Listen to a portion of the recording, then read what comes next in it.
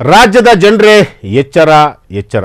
ರಾಜ್ಯದಲ್ಲಿ ಮುಂದಿನ 6 ದಿನಗಳ ಕಾಲ ಭಾರೀ ಮಳೆಯಾಗುವಂತಹ ಒಂದು ಸಾಧ್ಯತೆ ಇದೆ. ಏಪ್ರಿಲ್ 3ರವರೆಗೂ ಕೂಡ ವರುಣನ ಅಬ್ಬರ ಫಿಕ್ಸ್ ಆಗಿರುವಂತಹದ್ದು. ರಾಜ್ಯದ ಈ 5 ಜಿಲ್ಲೆಗಳಲ್ಲಿ ಅಂದರೆ ಈ ಜಿಲ್ಲೆಗಳಲ್ಲಿ ಭಾರೀ ಮಳೆ ಆಗುತ್ತಂತೆ.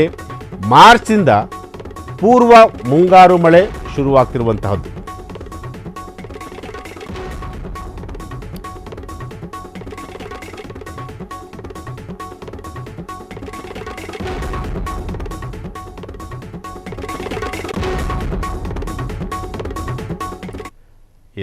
ಏಪ್ರಿಲ್ 3ರವರೆಗೂ ರಾಜ್ಯದಲ್ಲಿ ಮಳೆ ಬರುತ್ತೆ. ಸೊ ಹಾಗಾಗಿ ಈ ಜಿಲ್ಲೆಯಲ್ಲಿ ಸಿಕ್ಕಾಪಟ್ಟೆ ಮಳೆಯಾಗುತ್ತಂತೆ.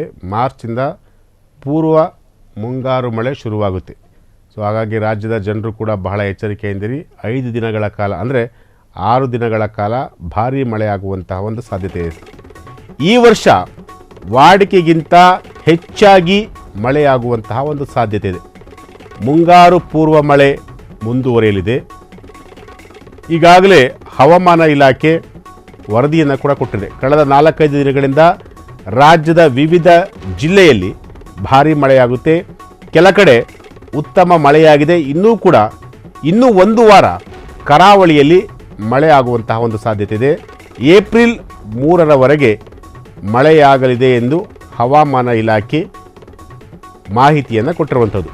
ರಾಜ್ಯದಲ್ಲಿ ಇಂದಿನಿಂದ 6 ದಿನಗಳ ಕಾಲ ಗುಡುಗು ಸಹಿತ ಮಳೆ ಆಗುವಂತಹ ಒಂದು ಸಂಭವ ಇದೆ. ಸೊ ಹಾಗಾಗಿ ಬೆಂಗಳೂರಿನಲ್ಲೂ ಕೂಡ ಮಳೆ ಆಗುವಂತಹ ಒಂದು ಸಾಧ್ಯತೆ ಹೆಚ್ಚಿದೆ.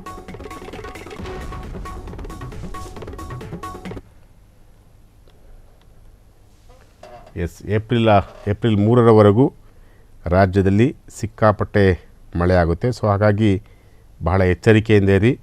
ಅದರಲ್ಲೂ ಕೂಡ ಬೆಂಗಳೂರಲ್ಲೂ ಕೂಡ ಸಿಕ್ಕಾಪಟ್ಟೆ ಮಳೆ ಆಗುವಂತಹ ಒಂದು ನಿರೀಕ್ಷೆ ಇದೆ. ಸೊ ಮನೆಯಿಂದ ಹೊರಗಡೆ ಬರಬೇಕಾದ್ರೆ ಭಾಳ ಎಚ್ಚರಿಕೆಯಿಂದ ಬನ್ನಿ.